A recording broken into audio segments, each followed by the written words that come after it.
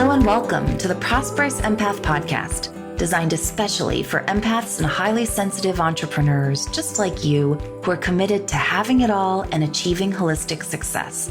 I'm your host, Catherine Wood, Master Certified Coach, mom, author, mastermind leader, and founder of Unbounded Potential, a boutique coaching firm for empathpreneurs. I'm on a mission to bring empathy back into the world of business. Each episode will focus on achieving more by doing less and revealing how you too get to have it all in your life, your leadership, and your legacy. If you are committed to doing good and running a conscious business, but truly giving yourself permission to have it all while doing so, proving that you can have both in a society that tells you you can't and you are in the right place. Join me here every other week to find out how. Be sure to subscribe and leave a review so you won't miss an episode. Plus, you'll find all the show notes and helpful resources over at unbounded-potential.com.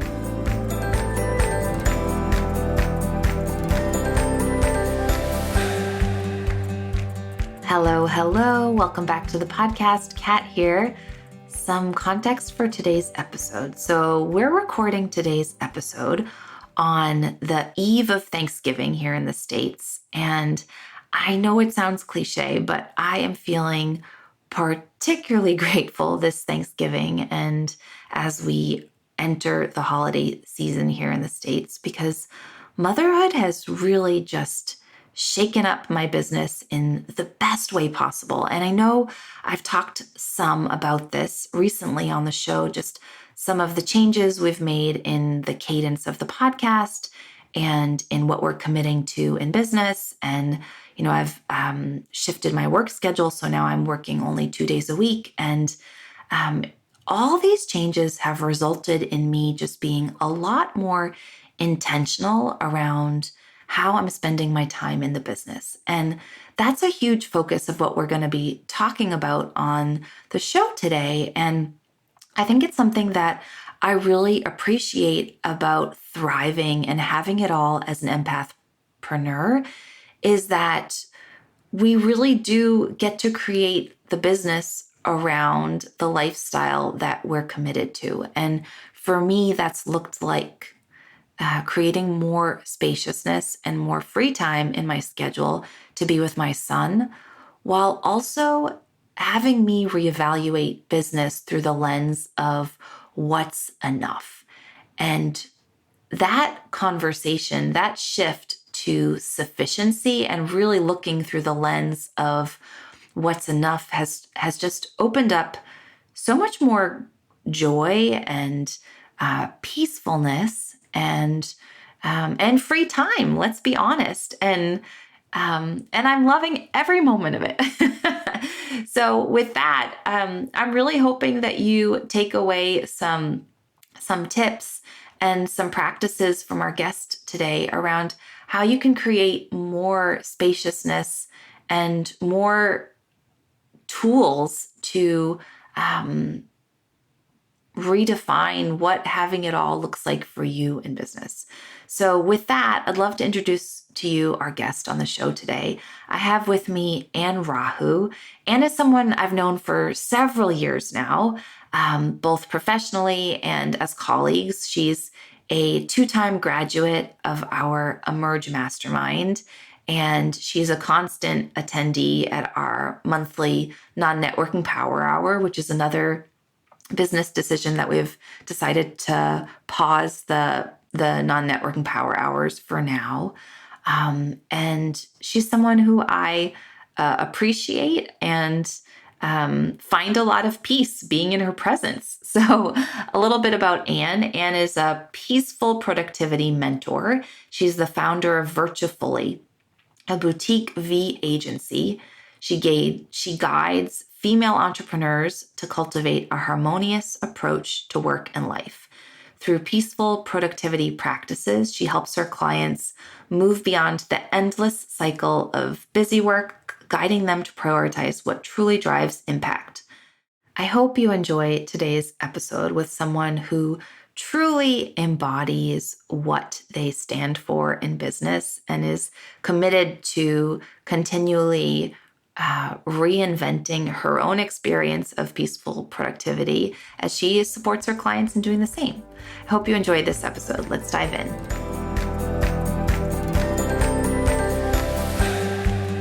Hi, Anne. Welcome to the podcast. Hi, Kat. I'm so excited.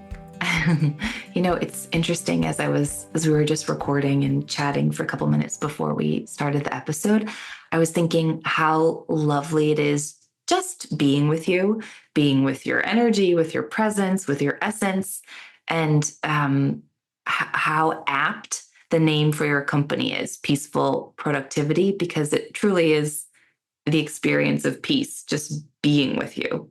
And I don't know if I'd ever made that connection before. Oh, that's probably one of the most wonderful compliments I could get. Thank you. Well, for our listeners, Anne and I have known each other now for several years. Gosh, I think we first met, Anne, when you asked me to be part of one of your, oh, how lovely, one of your summits around motherhood. And I wasn't yet a mother. And so I connected you with one of my colleagues, but we've stayed in touch. And it's been, first of all, I'm so delighted to now get to call myself a mother. And maybe we'll touch on that in our conversation today. But how lovely. I think that was probably, like 3 years ago? Yeah, 3 years at least. Yeah, that was very early days of business and entrepreneurship. And yeah, but it's been one of the longest standing connections I've been having. So yeah, I'm super excited to do this and to have met you in different ways and different capacity. Mm-hmm. Well, maybe we'll start there. Like, I would love for you to share a little bit about your entrepreneurship story, and how you got to be here. Oh goodness, yeah. I always say it was an accident. I didn't actually want to become an entrepreneur. My dad, who just retired, I just told you, was an entrepreneur most of his life, and he worked really, really hard. And so I thought, I don't want to work as hard as he did, so I'm just going to work in a 9 to 5. But then life did a bit of a few twists and turns, and basically I had my second baby, was on maternity leave for a few months, was supposed to go back to my travel and tourism marketing job. And unfortunately, the company had some financial difficulties and then told me in December 2019, they wouldn't be able to continue, they wouldn't be able to keep me. And I thought, okay, that's fine. I sort of grew bored with the job and thought, let's have Christmas. I wasn't quite ready to go back to work anyway. I had my little baby. And I thought I'll find a new job in the new year. But then we all know what happened in 2020. By February, we were all locked down. There was no jobs to be found. And I was working in tourism. And I live in Mauritius, which lives off tourism. There was no tourists coming. So I just needed to find something that would support my family financially. And I started working online as a virtual assistant. And I did that for a few years and still do that in the capacity of my virtual assistance agency. But always had, the inspiration and passion for sharing, other sides of my life, including motherhood. And this is how we initially connected when I started the business with a focus more on motherhood. And that has over the years then changed to productivity. And that's what I do now. I mentor peaceful productivity, and I have a small boutique VA agency. Learning how to be an entrepreneur, which I never thought I could be and would be. And I'm trying not to fall into the working really hard trap that I've learned from my dad, basically. That's also part why I created Peaceful Productivity. But yeah, we can get into that probably during the conversation. Mm-hmm. I mean, I certainly resonate with that. I grew up with parents who were entrepreneurs who worked really hard. And I also had that modeled for me and knew I didn't want that experience of life or entrepreneurship. There was a lot to unlearn there and be grateful for, right? Because I always say, having role models who created life on their own terms, following their dreams, was certainly an inspiration and a modeling for me to do the same, because it's really challenging taking that road less traveled and carving out your own path. And, in your case, when you're presented a pandemic and you have no other option, like, you get to discover who you really are, because you have to, especially when you have children who you're now responsible for. So true. So true. And I think if I didn't have that model of my hardworking dad, I probably would have given up along the way, because there was quite a few hurdles and challenges in the whole entrepreneur's journey. But I think because he would never give up no matter what, work or life would bring. And that's definitely something that I take away as a positive role model, just as you said. So, yeah.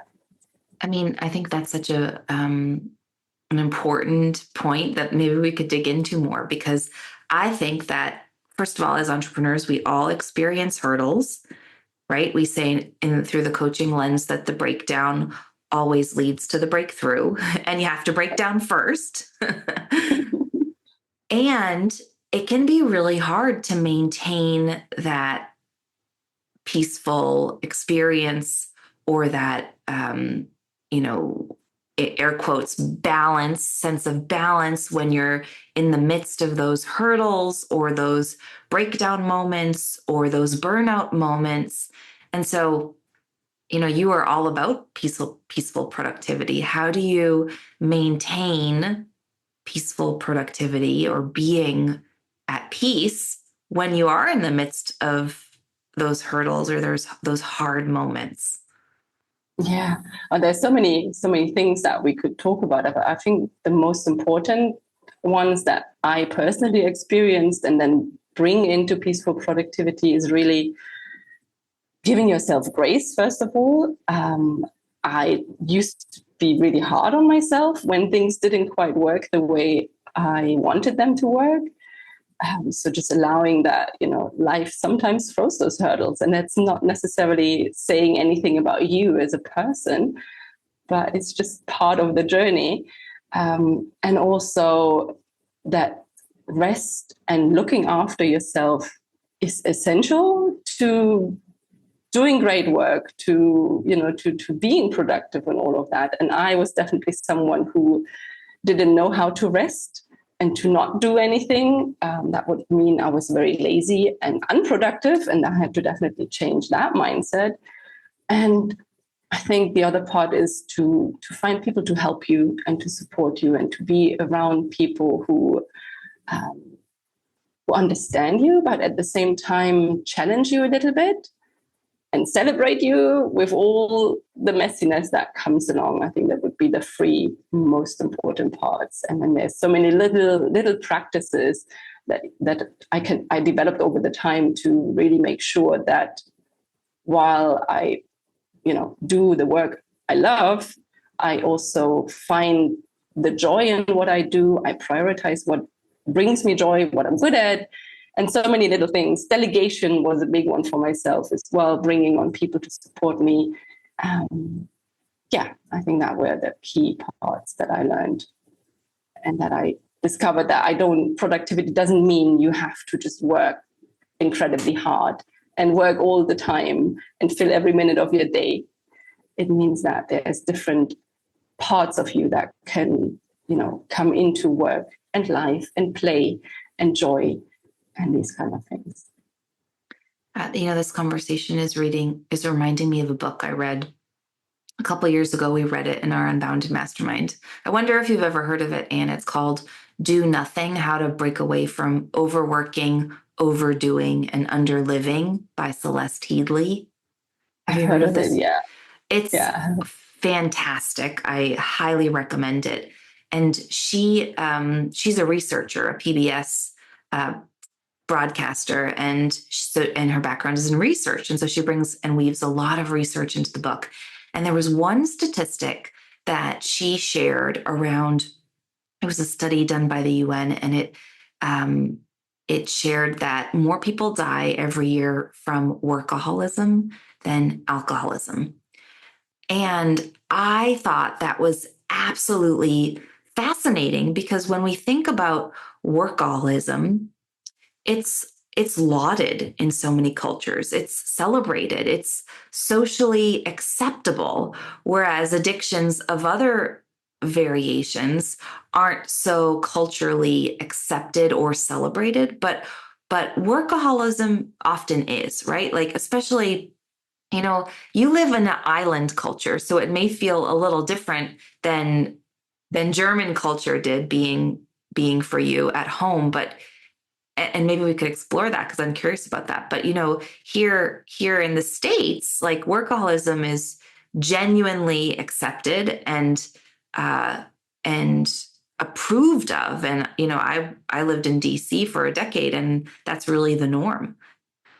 And so I guess I'm curious, what your journey has been like, really, charting a new course for yourself than what was modeled for you in your home.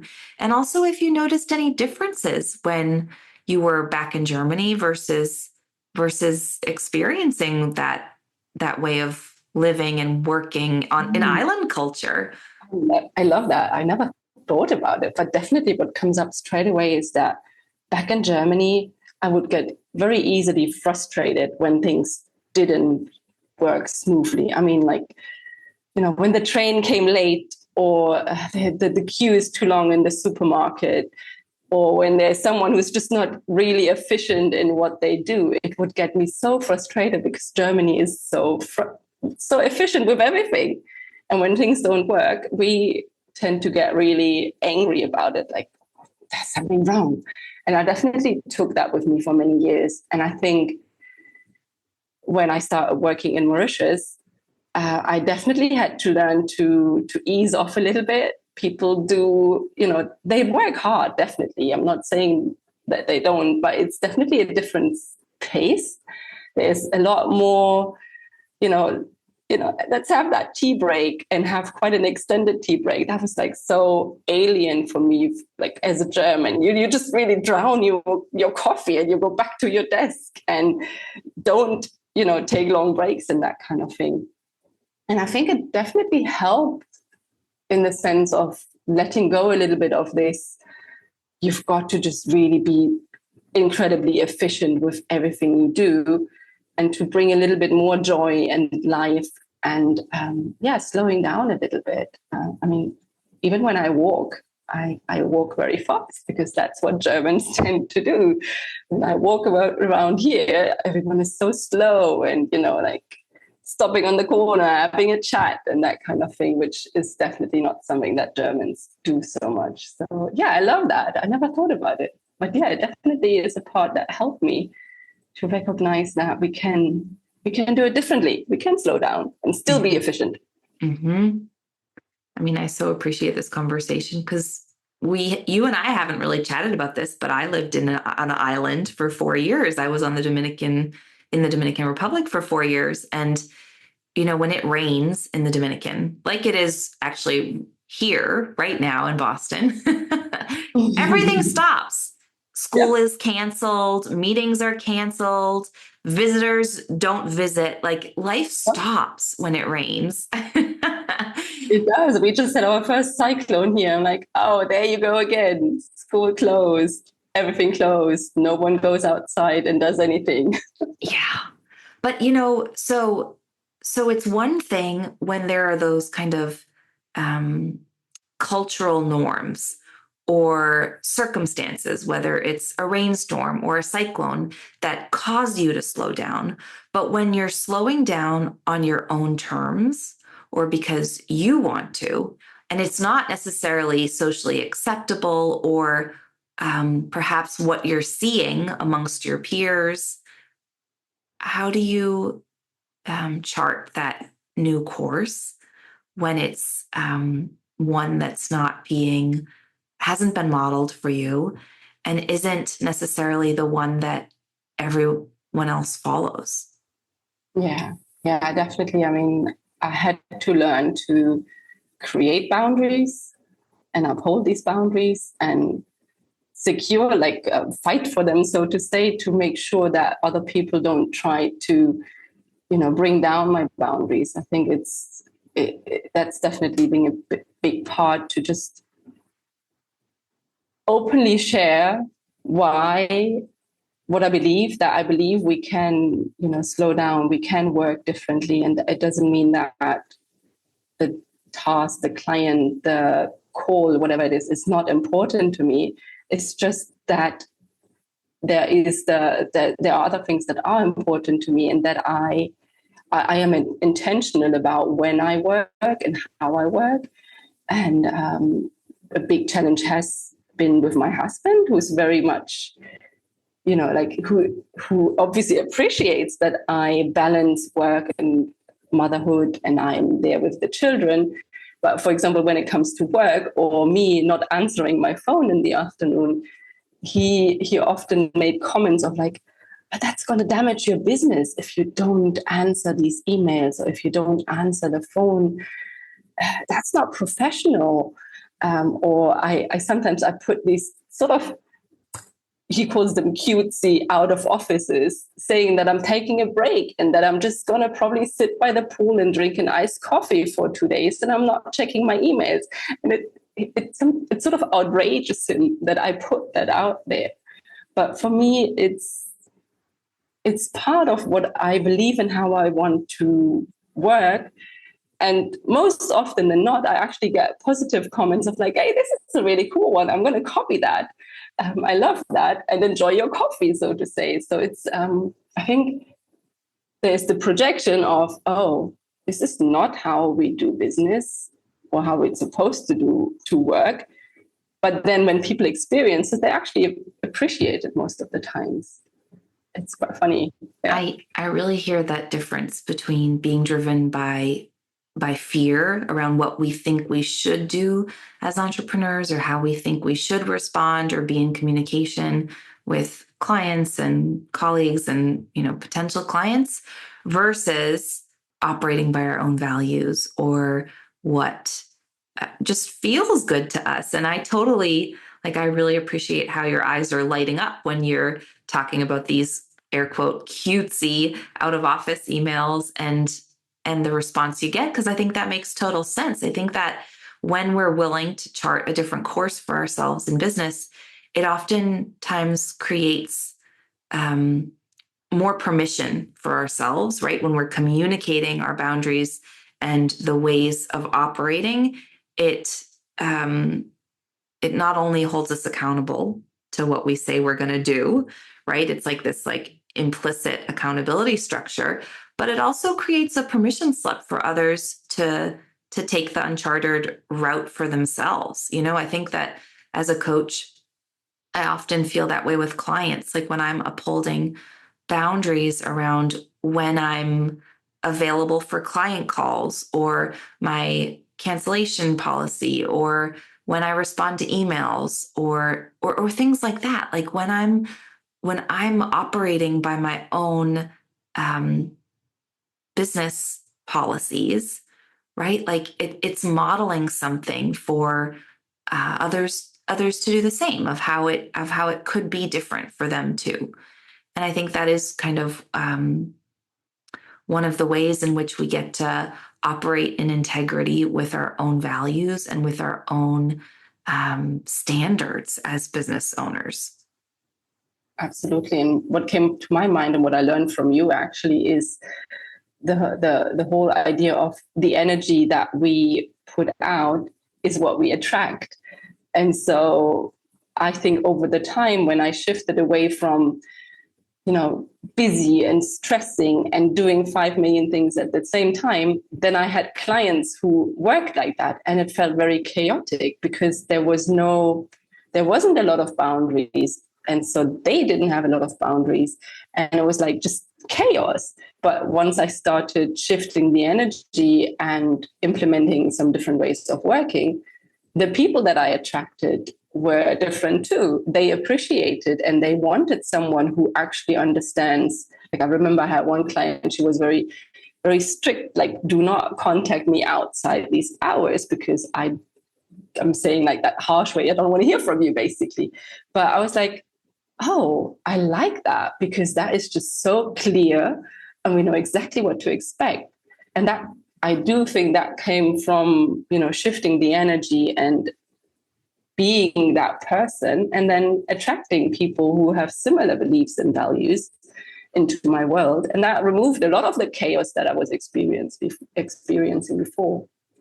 It's kind of refreshing, right? It's like when you always know where you stand with your clients or the people that you hire, like when you know where you stand around what to expect and when you can expect to hear from them, then we can just remove so much of the projecting and the assumptions and the people pleasing that we tend to do as empathpreneurs, because we're just directly communicating.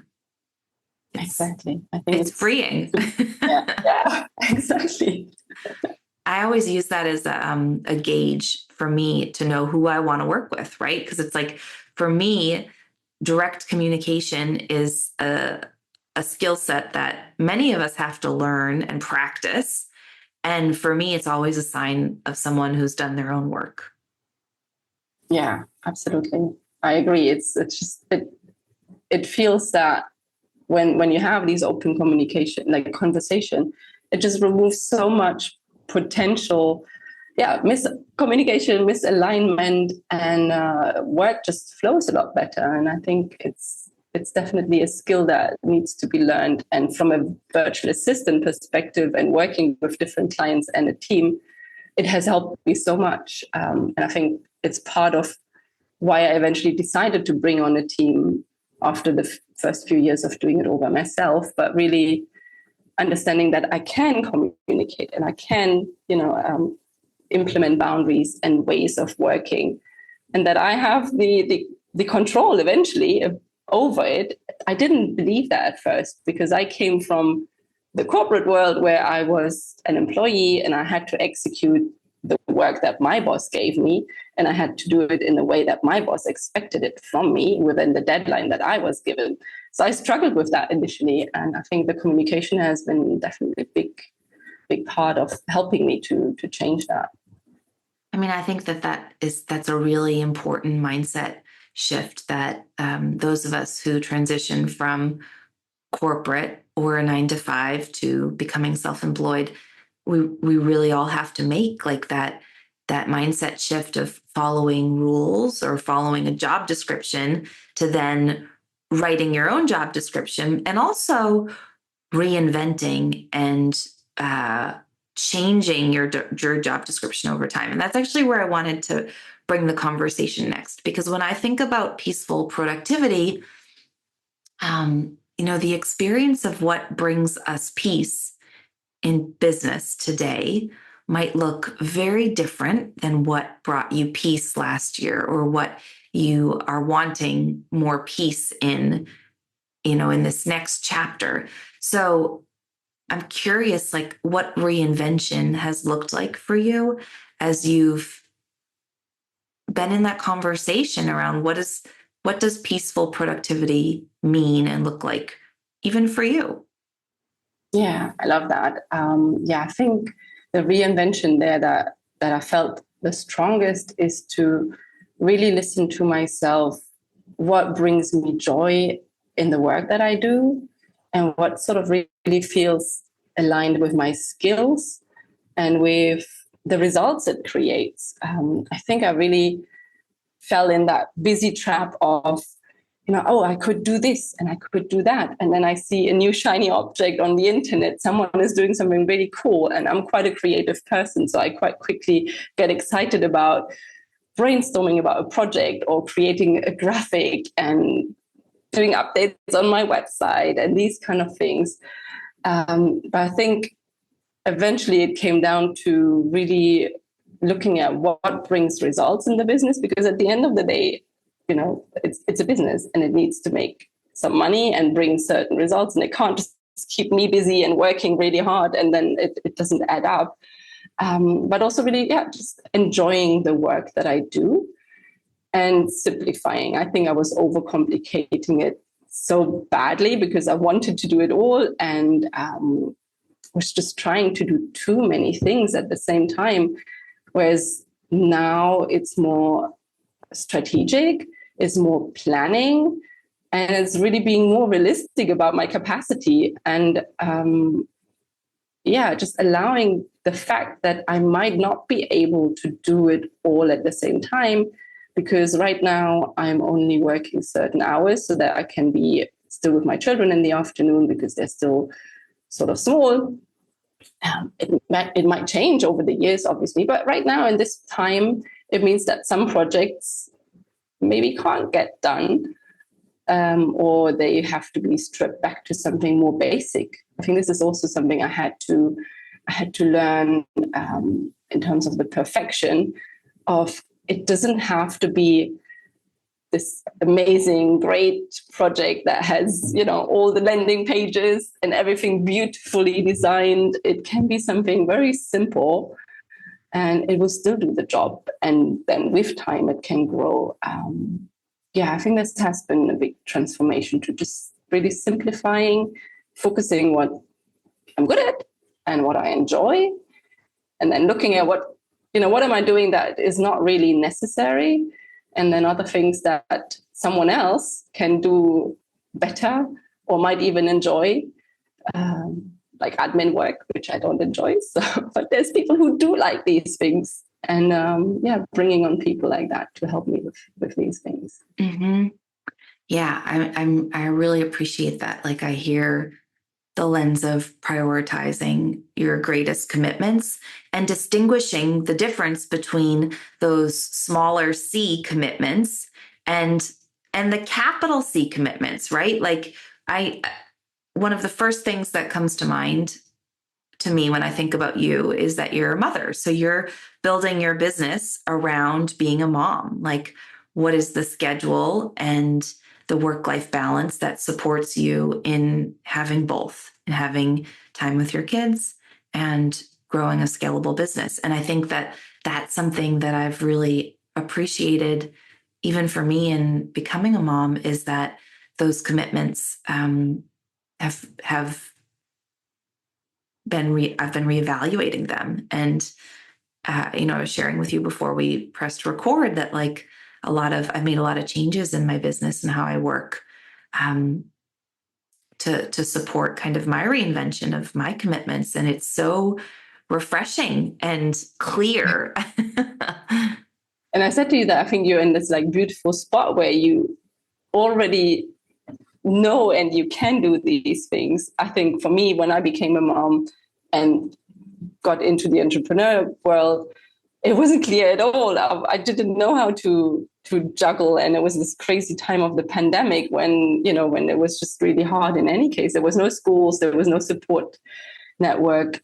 But I think it's incredibly important, I think, for a mom to have this clarity, because we're already having so much mental load and so many other things that we are taking care of. But then I always felt like so pulled in two directions, because there was all this mental load about the business and how to do all of this, and the passion for the business, and then the passion for motherhood. And I think it's beautiful that you already say that. It's so crystal clear. For me, it took a few years to get to that point. So, yeah. I mean, I appreciate that. I think that's like in hindsight, one of the pieces I'm most grateful about in my own mothering journey, starting later in life, is that I got to do a lot of that inner work beforehand. Like, a decade of coaching will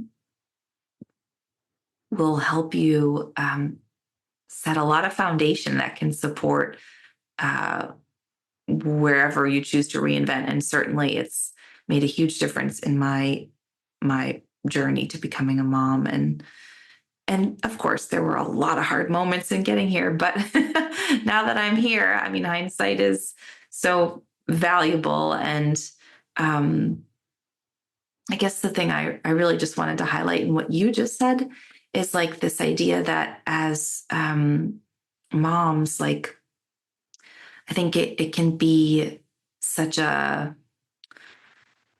support system in helping reevaluate those priorities, because many of our listeners will identify, as we do, as being ambitious and prone to perfectionism and wanting to do things the right way. and please other people. And, when you're in that kind of more is better kind of default, motherhood can really help you reevaluate and start to ask a different question. So rather than the question of, what else, it gets to become like, what's enough? Yeah, I love that. What's sufficient? And I think that question has really helped me remove a lot of the fluff in my business and my business model. Like I used to be, I'm sure you can appreciate this, Anne, but I used to be so generous with my time. I would get on the phone with almost anyone who booked a call with me, who wanted to talk about coaching or becoming a coach. And it was actually, oh, this is funny. You'll appreciate this. So the beginning of this month was my first month back in the office. And the very first phone call I got on with someone was someone who'd booked a call with me. I didn't know him. He was overseas and he wanted to talk about becoming a coach. But as soon as I hopped on this call, I realized that he was actually doing market research for his own video marketing business that he promotes to coaches, right? So I felt like rather than wanting to talk about the possibility of working together, working with a coach in my team, like he actually wanted to get market research with me for his business. And it was such an illuminating moment for me because, I often don't mind helping out people who are newer in business and want to, leverage my knowledge, but not when it doesn't feel like a values aligned energy exchange, right? Like I felt like I was being used on this phone call and being taken away from my son. Exactly. How dare you? How dare you? And so that was honestly, I laugh about it in hindsight, but it was really the kick in the pants that I needed to reinvent my boundaries and really reevaluate how much of my time am I willing to give away now being back from maternity leave, and what do I need to put in place in order to ensure that I'm really only giving my time to people that feel like a values aligned, energetic fit. And I'm grateful for that call because it was really the kick in the pants I needed um, to really create some more boundaries around time, which I really do believe is our most precious asset. Absolutely. And I really appreciate that. And when you were sharing about the support, and this sort of brought back memories of the work that we've done together as well, because I really struggled with, like leaning into getting support. I always had this belief of like, I'm a strong, independent woman. I have to be able to do it all. And that was definitely really strong in motherhood. The first year, I remember like I wouldn't hardly even allow my husband to get involved with the baby, because like, my precious baby and I can do it all. And I was doing the same thing again at work. Like, yes, I can manage the household. I can manage the children. I can grow a business. I can be successful, and I will do it all by myself. And I think it's something that I really learned through the work together is like this opening up and allowing to receive the support and to asking for it, which was really hard sometimes. But I think why peaceful productivity came to life as well was this difference that it made for me when I had support systems in place, and how that really removed, again, so much of the stress and overwhelm by something quite simple, really, by, like letting people who care for you support you in some way. And I think this just came to my mind of like, this was definitely a big part of the change and the transition in my work. Well, that actually feels like a great topic to go out on. Like it's this idea of peaceful productivity. And if our listeners are craving more peaceful productivity in their experience of their business or their life or their motherhood journey, where would you recommend they look? I hear support as an aspect of it, and I'm imagining there are more. Yeah, I think the good place where we often start is sort of assessing, where do we spend our time? Where do we have time leaks and things that, that we do because we might be thinking, oh, I should be doing this. We spoke about that earlier. Or it's something that I've always been doing. I mean, for example, you just changed the cadence of your podcast. But it could also be, you could have also said, no, I've always published a weekly episode. So I'm going to continue that because I was committed to it at some point. But there might be a point in time, like for you right now, that you change that commitment and you change the cadence and you change the way you've been doing something. And I think it's always a great starting point to get conscious about how you spend your time and where do you allow people or things to suck time unnecessarily.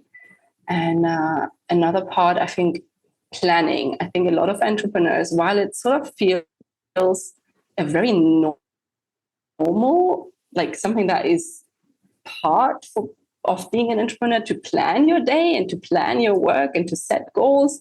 I think reality is that actually not that many people do this really well. They might say, yes, I have a plan, but I feel like often it's a struggle to focus or to stick to the plan because of shiny objects and other things that just, life throws at you, and then get derailed from the plan and the goal and the strategy. And then somehow, because we do that quite unconsciously, month into the year, you wake up and like, how did I even get there? So yeah, that's definitely something I like to talk to my clients to, in terms of what's your plan and where are you and how is that really looking in reality on a day-to-day basis. I really appreciate how I feel like that answer was really a summary of some of these themes that we talked about on the episode.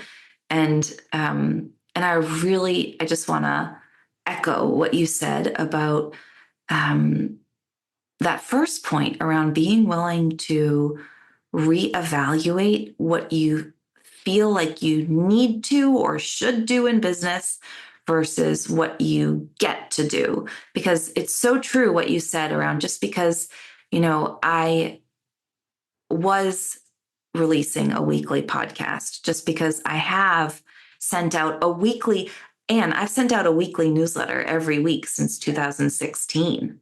Mm-hmm. And so being willing to really take a look at what do I want to recommit to in my business that serves me and all of my commitments based on what I want rather than what I've always done. That is such a mindset shift, because I think that is an employee to self-employed mindset shift, right? Like being the difference between someone who follows orders or does what they've always done to really taking a step back and reminding yourself, oh, I need to put on my CEO pants. Like I need to put on my CEO heels here and really evaluate like what actually serves me and all of the parts of me and my life and the business I'm excited about versus really just that default answer. Because the default is boring. Yeah, exactly. And it's most of the time it's not even that productive or efficient or maybe successful in certain measures, but not deep down. Like when you speak to those people in terms of fulfillment and joy and that side of things, they don't really feel that successful maybe. Yeah, I think and for me, it's always probably that's even more important than the financial success. Like me being happy, and you will know that a happy mom is a happy family, and it measures so much bigger, I think, while the other parts are important. But yeah, we only have, in my opinion, that one life and that one shot, and it's got to be happy and joyful. Mm-hmm. I feel like this was medicine for my soul as I'm in these conversations myself. So thank you. Thank you for today. As we wrap, I'd love to invite you to share really a question that feels top of mind for me these days. And really it's, what is that mindset lesson or breakthrough that's made the biggest difference for you? I think it's something that you taught me actually, is making the ask, asking for the support, asking for, I don't know, knowledge, input, feedback, a referral even. It's really just asking for those things without holding back or creating my stories about how I might not be deserving, or who am I to ask this person for these things, or is going to say no anyway. Like, I think that has changed so much, really. Just putting the ask out there and see who's willing to help. And surprisingly, so many people are willing to help. It's just, it's beautiful. Mm-hmm. Yeah, I think that that is such a tendency of empathpreneurs, is that we don't necessarily realize the energy that we give off of being hyper, what's the word I always use with clients? Needless. Like, there's so many of us, myself included, that we walk around with this energy that, like, we don't have needs, that we're hyper responsible and we got our shit handled. And so, we occur as needless to often those closest to us. And we don't take responsibility, right, for this fact that we sometimes show up that way, where we can have so much ability to support and give and love and care for others, but we don't realize that we're unintentionally not allowing this reciprocal dynamic of support and love, which we all crave. So I appreciate that takeaway, like that idea of, like, let's make the direct ask and allow that experience of reciprocity, which so many of us crave. Yes, exactly. And thanks so much for today. This was lovely, and it was delightful and super peaceful being with you. It was wonderful to be with you. And I really appreciate having that opportunity to talk to you again. Thanks so much for tuning into this episode of the Prosperous Empath Podcast with me, your host, Catherine Wood. Make sure you subscribe and leave a review so you don't miss an episode, and so more empathpreneurs just like you and me can find the show. You can find all the show notes and resources shared over at unbounded-potential.com. And if you're looking for more community and conversation like the ones we have here, join us in the Unbounded community at unboundedmastermind.com, a unique space for empathpreneurs committed to doing good as we grow, give and get support, and most importantly, come together.